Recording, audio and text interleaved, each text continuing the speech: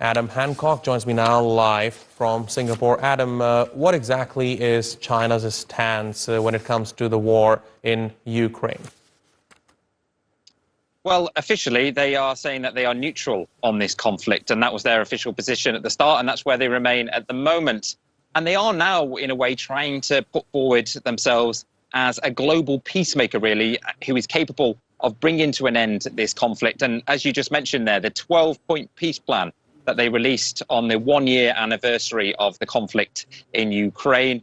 Critics of that peace plan said that it didn't really offer anything different to what Beijing had put forward so far in terms of solutions to bringing the war to an end. And also it was favoured towards Russia, and they haven't been doing enough really to engage with Ukraine.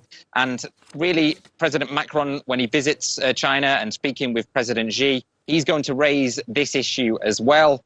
He's determined for President Xi to use his influence over Russia to try and bring this conflict to an end, to get both Ukraine and Russia around the negotiating table.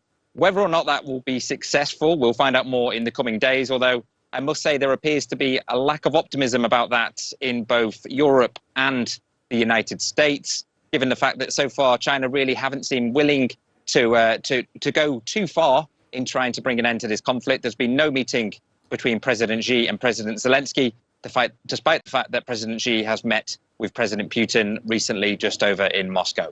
Right, but Adam, realistically speaking, just how much influence does China have over Russia? I understand President Xi Jinping was recently in Russia where he met President Putin, but can he really persuade him to end the war in Ukraine? Well, I think certainly Russia would listen to China, and China would be one of the nations that they definitely would listen to. They've been a very close ally. Obviously, President Xi made that personal visit over to Russia earlier this year. And also China have been supporting Russia economically. They've been buying up Russian energy, which of course has been shunned by most other countries at the moment. So I think they certainly would have a fair bit of leverage over Moscow if they were to go forward and try and secure some kind of peace deal. As I said, though, they don't really seem too willing to do that at the moment.